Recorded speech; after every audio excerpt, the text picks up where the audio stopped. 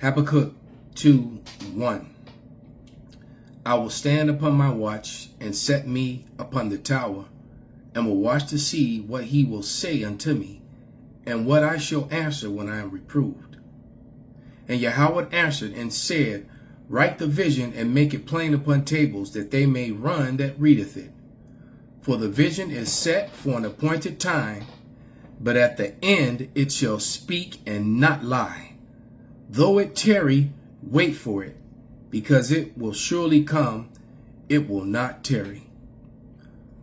Call halal Yahweh Bahasham Yahweh Shai Bahasham Rakah Kwadash.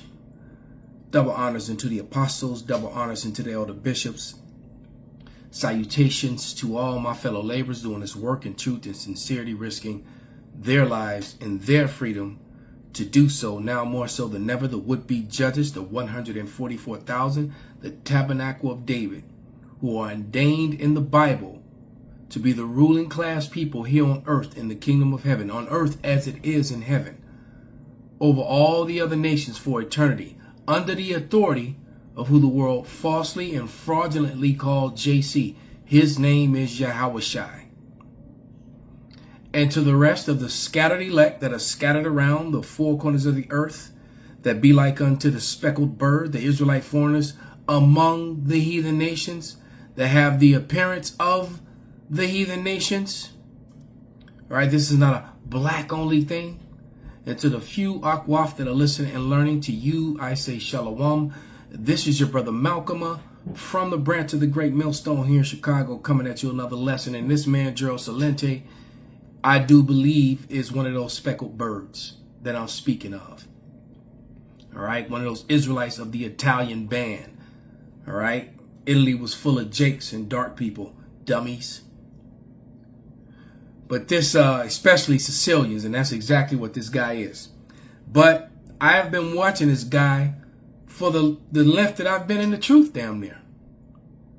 Because I was watching him in 2007 and he predicted the crash of 2008 before it happened. He kept saying it was going to happen. I was watching his show and lo and behold, it happened. Okay? He was a carnal watchman, but nevertheless a watchman.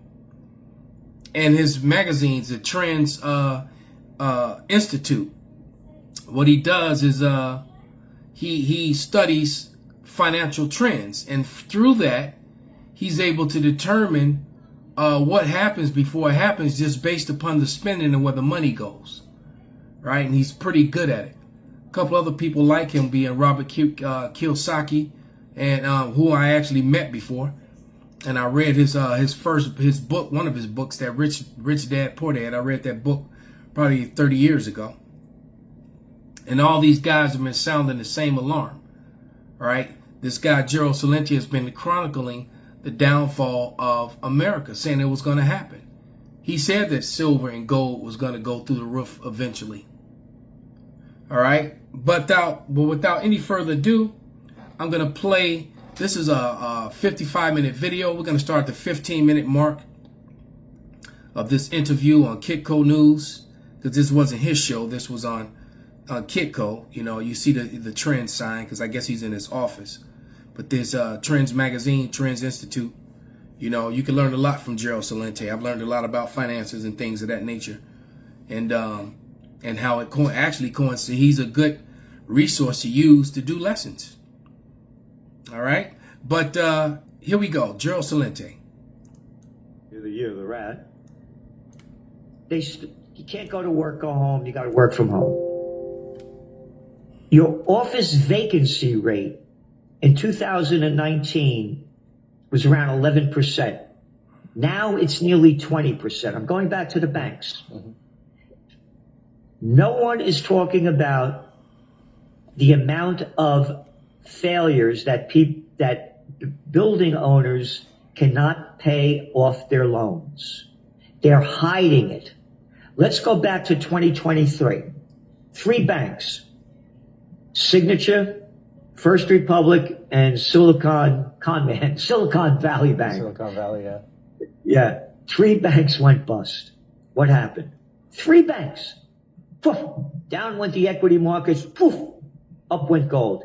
That's 3 banks. You're going to see banks unable to pay these mortgage loans that the owners of the buildings can't pay. Let's pause it right there. This is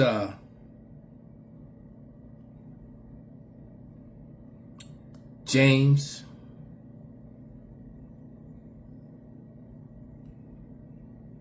book of James. I almost want to go and grab my new Bible. I got that AMP. I'm excited to get into it. But this is James 5:1, and it reads, "Go now, ye rich men, weep and howl for your miseries that shall come upon you." And the rich are sighing and crying, especially the low-level rich. You know, not the extremely rich, but the low-level rich is sighing and crying because they can see that their wealth is disappearing. And they're trying to figure out why all these billionaires have all these bunkers. All right. Understanding that wealthy men just don't waste money. All right.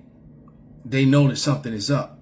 They got a video that I need to go and rewatch so I can get that one lined up for a lesson. But it says, "Your gold and silver is cankered. The rust of them shall be a witness against you, and shall eat your flesh as if it were fire. Ye have heaped treasure together for the last days. Behold, the hirers of the laborers who have reaped down your fields, which you kept back by fraud, crieth, and the cries of them which reaped are entered into the ears of the Lord of Sabaoth. You have lived in pleasure on earth and been wanton. You have nourished your hearts as in the day of slaughter. You have condemned and killed the just, and he doth not resist you." All right, because the scripture clearly says that, you know, if you take as a man's wages, you kill them. You kill them. All right. And America is notorious with different contractual laws and traps where they take individuals' wealth and wages from them. All right. And these hirers, these laborers, these workers are going to, you're talking about a Bacon's Rebellion against the wealthy again. All right. You learned about the Bacon's Rebellion of the 1600s. All right. That was a rebellion where the rich came up with this plan to divide and conquer, because all the working class people, being all the, you know, the so-called Negroes, you know, the natives, the Edomites, the Moabites were all working together, and they realized that they were all being screwed over by one group of people. So Esau Edom, with his wicked wisdom, decided, well, you know what, we need to do something. And what they did was they created the terminology of white, and they put them over everyone of color. A year later, in 1682, they classified Negroes, all right, and that title went to both so-called descendants of African slaves and African slaves themselves. Also, that term Negro went to a majority of the Native Americans. Many of the Native Americans got reclassified as Negroes, right along with blacks and so-called blacks, and they were classified as one same people, because they were, and they knew it. But and what they did with this newfound whiteness, they gave so-called white people front of the line privileges. They could actually have a bank account. They could own a gun. They could own property. They could go to court. Whereas people of color couldn't do so. They couldn't take anybody that was so-called white to court. They were at the end of the line. They didn't have front of line privileges. They got none of that. That caused a division that they needed, and they were easily able to conquer you. Fast forward to the future. Whiteness have run out, and now white people, so-called white people, are feeling the brunt of this collapse. The curses are falling upon them. All right, they can't take care of themselves. They're being told to pull themselves up by the bootstraps, only to find out that they don't have boots or straps. Their women are turning against them. And many of their women are actually going back to what they were doing, because when you go back to the 1600s, they put in laws to make so-called white women suffer for intermarrying with Negroes and natives, because back in the 1600s, that's what most of the white women were choosing. That's historical record, right? You can go check with Theodore Allen, Jacqueline Badalora, Dr. Jacqueline Badalora, on those receipts. All right, Edomite women were choosing to be with men of color until Esau Edom put into law that, you know, these men of color no longer had the same rights that the so-called white man had. That's how he got ahead. And even with this 400 plus year head start, 500 year head start, he still is miserable and in the gutter now with the same people that he thought himself to be better than. It's all falling down and collapsing. Okay? They're going to say, keep the building. I don't want it. It's empty. They don't have the money, the banks, to pay this off. So So all these commercial property owners that own all these $1 million properties, downtown Chicago, downtown New York, downtown Cleveland, downtown Detroit, you know, downtown wherever, you know, downtown Dallas, downtown Kansas City, downtown Kansas City, Missouri, etc. All right, these buildings all emptied out and never filled up again. Jobs are steady declining. Going to happen. Here, again, sometimes people call me a futurist. Now, I'm not a futurist. You can't predict the future. There are too many wild cards, whether they're made by humans or nature.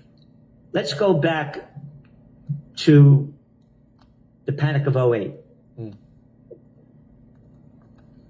As I said, the dot-com bust happens in March of 2000. The NASDAQ is down 80%. 9/11 happens. Everybody forgot about it. And they created this fake thing. You don't have a job. You had to work. You're deep in debt. Don't worry about it. Sign over here. You get a subprime mortgage. Remember that one? Mm-hmm. Oh, and how about the derivative scams? Okay.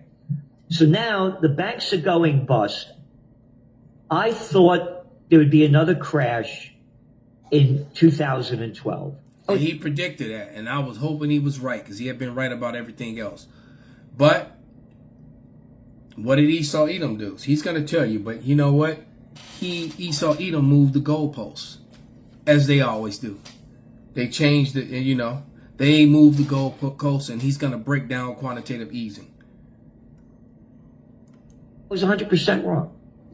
They didn't teach me about zero interest rate policy and a thing called quantitative easing in Economics 101 at graduate school. Go back to Bard College, Levy Institute. The Federal quantitative easing, he said he was 100% wrong about 2012 crash following 2008 because he wasn't never taught about quantitative easing. And to his defense, no one in the world was. It was a new thing. All right? It was a new creation, which got us this far, and now it's run out. Reserve bailed out the banking system to the extent of $29 trillion. They'll do everything they can to keep the system going, and that debt got pushed on the American people and the world population. Not the men, the Edomite white men who did it. The J-ish white men who are responsible for it. Your politicians and leaders who are responsible for it. Fraudulent it really is. And you mentioned before about 2019, the repo crisis. What happened in 2018? Oh, December 2018? The worst Dow since the Great Depression. Yeah. And what happened? Trump called in Jerome Powell. You got to lower interest rates. Jerome Powell lowered interest rates. In January of 2019, equity markets went up, what? Some 22%. And the repo crisis happened. And everybody forgot that when the COVID began in 2020. when the COVID began. And what happened? Everything started crashing all over again. And again, you can't make this stuff up. I thought everything would collapse when they locked down everything. And what did they do? They moved the goalposts. Quantitative easing as usual. All right. They basically, what Esau Edom does, the same thing he does with medicine. He treats the symptoms and not the cause. All right. Medicine has side effects, just as this quantitative easing did. All right. And what is the side effects? A total collapse. Okay, a total collapse. Sirach, let's go to Sirach now.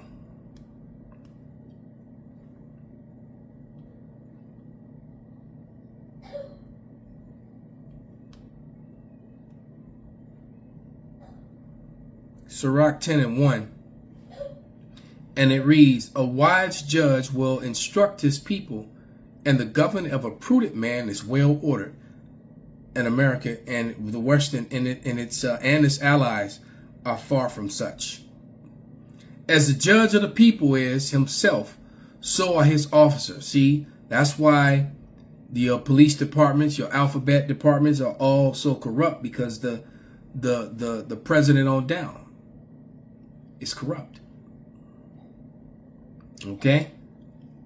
It says, so are his officers, and what manner of the ruler of the city is, such are all they that dwell therein. That's why America is just filled with derelicts, with criminals, all right, who have no problem with unrighteous decrees that oppress others. It says, an unwise king destroyeth his people, but through prudence of them which are in authority, the city is inhabited. The power of earth is given into the hand of the Lord, and in due time he will set up over it one that is profitable. Why? Because the wicked, the low-level Edomites, all right, and the head of that being the Ish people, they're Edomites too. They're no different. The rabbis are constantly calling out America being Esau, that white Western and Eastern and European Christianity is Esau, that Roman, Catholicism is Esau, which they're 100% true, right? When they say that. But what they're leaving out is that they're also Esau, as they call it. All right? But Daniel 4:17, the matter is by the decree of the watchers and the demand by the word of the holy ones, to the intent that the living may know that the Most High ruleth in the kingdom of men, and giveth it to whomsoever he will, and set up over it the basis of men. Right? The lowest of men are in rulership, which is why everything is so ass backwards. Okay? Let's go to the 23-minute mark. We'll get a few more scriptures and get ready to wrap this up. That's 22:55. That's good. It's two separate fields. And again, look at the government debt. When you're looking at the real numbers, it's over $100 trillion when you put in Social Security and other government debt, not 38 trillion. And again, it's over. The real debt is over 100 trillion. This place is, for lack of a better word, fucked. Sideways every which way from Sunday to Monday, meaning full circle. All right? It's done. It's over. The thing to watch out for, too, is central bank digital currencies, CBDCs. That's going to be the future. Oh. There's no question about it. They're going to make up a new coin. Stable coins, right? Orwell couldn't come up with a better name than that. Damn. Break into this one for us. I mean, our audience is always curious about CBDCs. Of course, we saw a little bit of, wording in and around those executive orders that are supposed to prevent at least a U.S. CBDC. But Europe's going ahead, the EU. What are your thoughts on this? I mean, is this just going to happen? It's a digitized world. Yeah. They want to know every penny you spent, where you spent it, what you spent it on, and most importantly, so we could get our tax dollars, all right? No cash anymore. You go to China, it's all digitized. Put out your hand. Boop. That's it. It's CBD. Put out your hand. That's it. Digitize. They want to know everything you buy and sell and do. Social credit score. All right. You have to be socially aligned with them to buy and sell. And you also have to have the charagma. There is no way around what is happening and what is about to happen. And these camps like IUIC, ISUPK, all right, that took the bag, that have the 501c3 charter, that run to go and be on these podcasts to try and get fame and just completely disrespect the word of the Lord, his name and his truth. In a moment, they're going to be found out and exposed to be the frauds and the liars that they are. All right. To the wise, they already have been. But, but some of you are a little slow out there. All right. But this is Revelation 13 and 16. And he calls of all, both small and great, rich and poor, free and bond, to receive a charagma. That's what that word M-A-R-K means. Charagma. He said, wave of a hand, because it's going to be in your hand. And he held up his right hand as he did it. They already have this in other countries. Millions of people on the earth already have this. Okay? To receive a charagma in their right hand or in their foreheads, and no man might buy or sell, save he that had the mark or the name of the beast or the number of his name. If you do not get this mark, this charagma, you will not be able to buy, sell, or trade. You will not be able to do business, no matter if you're small or if you're great. Okay? It is as simple as that, to operate within their totalitarian system. All right, but there's the catch to that, is the beauty of that, is that the Lord tells you in the fullness of their sufficiency, when they're about to fill their belly, the moment that they implement this and make it mandatory and make life impossible for the Lord's elect, everybody's going to find out who the real prophets are. All right. Some of you will have figured it out before then, but it'll be too late. Many of you, you're too late. You're already among the 2/3.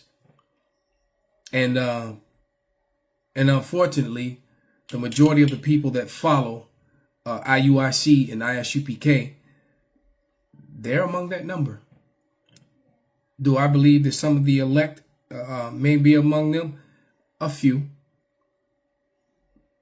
But the majority of those people, because, they just go to show you how the Lord has a cruel sense of humor to let you get so close, but yet be so far. They just go to show you the Lord doesn't love everyone, as they try to push on some platforms. All right? Because 2/3 of Israel are marked for death.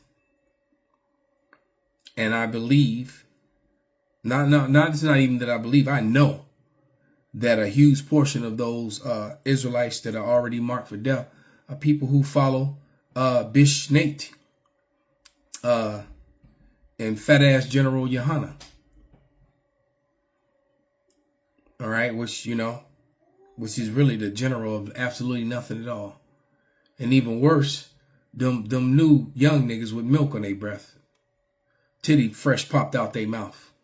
Babies. The Genesis and, Hakkah, all of that madness. All right, many of the 2/3 are going to be labeled among these people, man. So you better wake up to the truth. So with that, I'm going to give all praises, all honor and glory unto Yahweh, Bahasham, Yahweh Shai, Bahasham, Rakaha Kodash, Kwam, Yasharala, Abba, Babal.